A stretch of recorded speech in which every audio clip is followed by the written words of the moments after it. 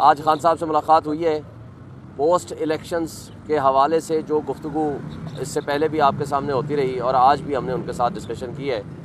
جو تو اس وقت دھاندلی نہیں دھاندلا بلکہ ڈاکہ زنی مسلم لیگ نون کے ساتھ مل کے ریٹرننگ افسر کے ساتھ مل کے جس طرح الیکشن کمیشن کر رہا ہے اس حوالے سے بڑی تفصیل سے گفتگو ہوئی, اور جن لوگوں کو جتوایا گیا جھوٹے طریقے سے جعلی طریقے سے اس حوالے سے بھی گفتگو ہوئی ہے. اس حوالے سے فیصلہ کیا گیا ہے کہ انشاءاللہ ہم سپریم کورٹ میں آرٹیکل 184(3) کی پٹیشن لے کر جائیں گے اور ان کو وہ سارے ثبوت لے کر جائیں گے جس طرح الیکشن کمیشن نے ریٹرننگ آفیسرز کے ساتھ مل کے اور جو مسلم لیگ نون کے یا جو باقی جو کارندے اس کے اندر موجود تھے جنہوں نے یہ ساری ڈاکہ زنی کے بینیفیشریز ہیں, ان سارا کا ہم ایک میٹر لے کر کے ہم سپریم کورٹ میں انشاءاللہ اس کو ٹیک اپ کریں گے اور فوری طور پر انشاءاللہ اس کا کریں گے. ایک حوالے سے یہ گفتگو ہوئی. دوسرے حوالے سے جو بات ہوئی ہے کہ دیکھیں اس وقت انہوں نے وہ جو IMF کے حوالے سے جو بات تھی وہ بھی انہوں نے دہرائی ہے اور اس کو تفصیل سے بیان بھی کیا ہے, لیکن اس سے پہلے یہ بات بھی بڑی تفصیل سے ڈسکشن ہوئی ہے کہ آپ کے سامنے جو الیکشنز کے ایشو کو ٹیک اپ کرتے ہیں اور ہمیشہ اس کے اوپر اپنی رپورٹس دیتے ہیں جس میں فافن ہے یا پوٹن ہے, اس کی بڑی تفصیل کے ساتھ ریکمنڈیشنز آ چکی ہیں, وہ آپ نے خود بھی دیکھی ہیں.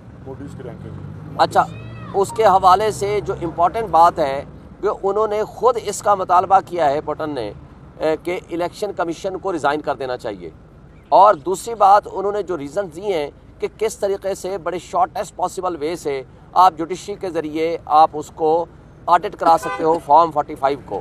اور انہوں نے اس بات کا بھی ذکر کیا ہے, خان صاحب کے بھی نالج میں ہے, انہوں نے پوری تفصیل کے ساتھ ہمیں بھی سمجھایا ہے کہ کس طرح الیکشن کمیشن نے ہر سٹیپ کے اوپر دھاندلی کی ہے, ہر سٹیپ کے اوپر غلط حرکات کی ہیں اور ہر سٹیپ کے اوپر PTI کو نقصان دینے کی کوشش کی ہے اور ان کو سہولت کاری دی ہے جن کو آخری رات میں فارم 47 کے ذریعے جتوایا گیا.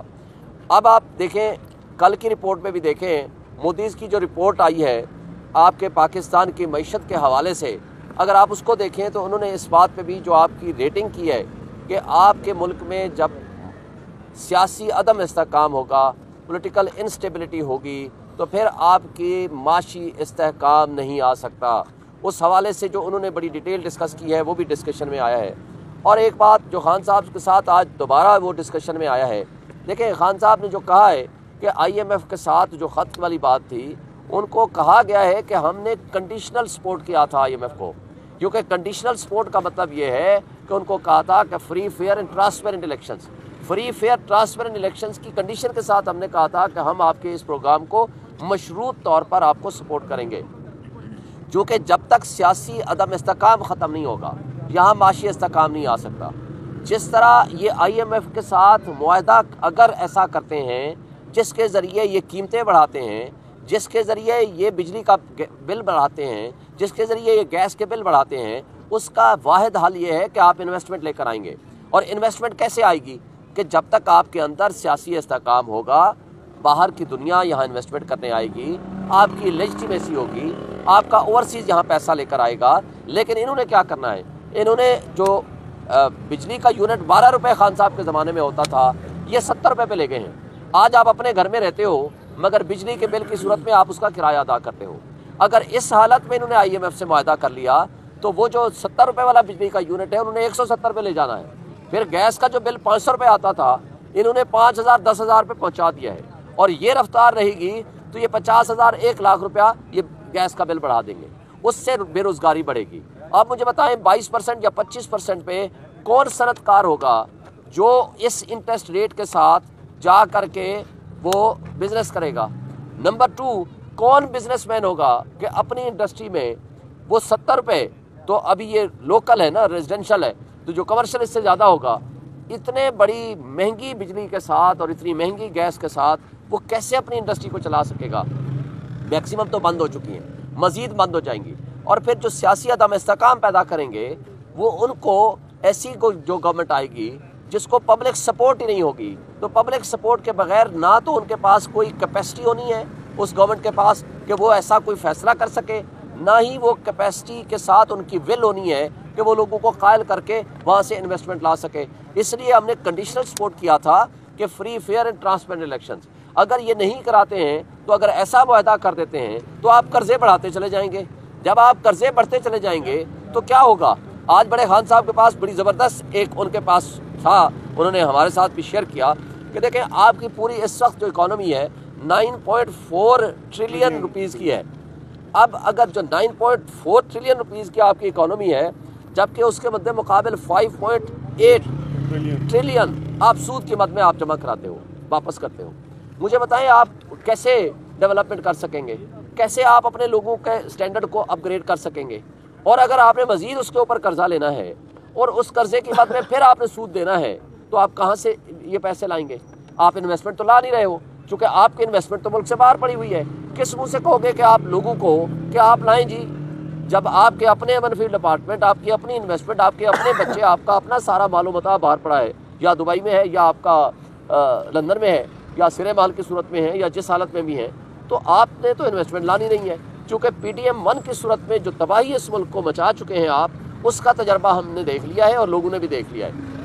لہٰذا یہ جو کچھ کریں گے یہ ملک کو مزید تباہی کے دہانے پہ پہنچا چکے ہیں، بے روزگاری میں اضافہ کریں گے، ملک کو بالکل تباہ و برباد کریں گے. اس لیے ہم یہ کہتے ہیں کہ اس وقت سچویشن یہ ہے کہ اس ملک کو جو اصل وارث ہیں، جو عوام ہیں، ان کو حق حکمرانی دیا جائے. اور عوام نے آلریڈی اپنا فیصلہ سنا دیا ہے اور وہ سارے بت گر چکے ہیں. انشاءاللہ تعالی ہم یہ توقع رکھتے ہیں کہ عدالت، سپریم کورٹ آف پاکستان ہمیں ریلیف دے گی. اور اس حوالے سے ایک بات اور بھی آپ کو میں کہتا چلوں، سپریم کورٹ کے 5 ممبر بینچ نے فیصلہ کیا ہے، جسٹس گلزار صاحب جب چیف جسٹس تھے ان کی سربراہی میں، کہ جو چیف جسٹس موجودہ ہیں کہ قاضی فائزہ صاحب وہ باعث ہیں، وہ تعصب رکھتے ہیں عمران خان کے خلاف، تو لہٰذا وہ عمران خان کے کیسز کے اوپر فیصلہ نہ کریں. یہ 5 ممبر بینچ کا فیصلہ ہے. تو لہٰذا ہم یہ توقع رکھیں گے چیف جسٹس آف پاکستان سے کہ آپ 5 رکنی بینچ کے اس فیصلے کی روشنی میں کوئی بھی میٹر جو پی ٹی آئی سے ریلیٹ کرتا ہو آئے تو آپ اس کیسز میں نہ بیٹھیں. بہرحال یہ آج کی ہماری ڈسکشن تھی جو آپ سے شیئر ہوگی. شعیب صاحب یہ بتائیے گا، آج نیشنل اسمبلی کا اجلاس ہوا ہے اور شہباز شریف نے کہا کہ جو آئی ایم ایف کو خط لکھا گیا ہے یہ ملک دشمنی کے مترادف ہے. اور دوسرا یہ بتائیے گا کہ آپ کے لوگ بھی آج اجلاس میں شامل ہوئے، کے پی میں آپ حکومت بنانے جا رہے ہیں، ایک طرف آپ سسٹم میں داخل ہو رہے ہیں، دوسری طرف آپ آئی ایم ایف کو کہہ رہے ہیں کہ قرضہ نہ دیں. اگر وہ قرضہ نہیں دیتے ہیں ظاہر ہے آپ جب کے پی میں حکومت بنائیں وہ بھی افیکٹ ہوگا. دوسری بات یہ کہ الیکشن کمیشن سے آپ استعفے کا مطالبہ کر رہے ہیں. الیکشن کمیشن نے تو پورے ملک میں الیکشنز کرائے ہیں، کے پی میں بھی الیکشنز ہوئے ہیں. سوالات یہ اٹھ رہے ہیں کہ اگر کے پی میں ٹھیک ہوئے ہیں تو باقی جگہوں پر کیسے؟ اس حوالے سے 2-3 سوال آپ نے اکٹھے کر دیے ہیں، لہٰذا آپ کو ایک ایک بات کا جواب دے دوں. پہلی بات تو یہ ہے کہ ہم یہ کرائیں آڈٹ. ہماری آج بھی خان صاحب سے بات ہوئی ہے، ہم کے پی کا ہر حلقہ کھولنے کو تیار ہیں، ہمیں کوئی اعتراض نہیں ہے، نمبر 1. لہٰذا اس لیے ہمیں یہ نہیں دانا دیں کہ ہم کے پی میں ہمارے پاس حکومت ہے. کے پی میں 100% ہماری سیٹیں ہیں. ہم کہیں کہ آئیں، ہمارے فارم 45 موجود ہیں جن کو ہمارے مخالفین کو جتوا دیا گیا. دوسری بات آپ جو کہہ رہے ہیں شہباز شریف کی، شہباز شریف لوگوں کے 25 کروڑ عوام کا دشمن ہے. شہباز شریف نے اس ملک میں جو مہنگائی دی ہے پی ڈی ایم 1 کی صورت میں وہ سب آپ کے سامنے ہے. شہباز شریف ایک کٹ پتلی ہے، مریم نواز ایک کٹ پتلی ہے، انہوں نے ڈاکہ زنی کے ذریعے یہاں اقتدار حاصل کیا ہے. اس لیے ہم یہ کہتے ہیں کہ ان کو کوئی حق حکمرانی نہیں ہے.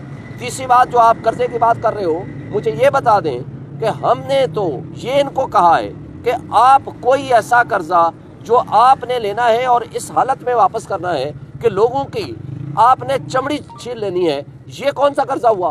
آپ ملک کو چلائیں، ملک میں $18 بلین مفت مراحت لیتے ہیں آپ کا اوپر کا بدماشیہ، آپ اس نے کتنی کمی کریں گے؟ آپ نے پیسہ لینا ہے، کھا جانا ہے، اوپر کے مراحت میں دے دینا ہے. آپ مراحت کو بڑھاتے جا رہے ہو، غریب آدمی کے اوپر ظلم ڈھاتے جا رہے ہو. یہی پی ڈی ایم 1 تھا اور یہی پی ڈی ایم 2 کریں گے. ہم یہ کہتے ہیں کہ جو ایکچولی پبلک سپورٹ کی جو گورنمنٹ ہوگی وہ ریفارمز کرے گی. یہ کنڈیشن تھی ان کے ساتھ کہ ریفارمز کریں گے، تو کیا ان میں کیپیسٹی ہے ریفارمز کرنے کی؟ یہ تو کر ہی نہیں سکتے ہیں. اس لیے خان صاحب نے کہا ہے کہ ہم نے ریفارمز تب کریں گے جو پبلک سپورٹ والی گورنمنٹ ہوگی، اور انشاءاللہ ہم آئیں گے تو ریفارمز بھی کریں گے، انویسٹمنٹ بھی لائیں گے. ہم 25 کروڑ عوام کے اوپر یہ ظلم برداشت نہیں کر سکتے جو انہوں نے پہلے کیا ہے، اب یہ مزید کرنے جا رہے ہیں. Thank you.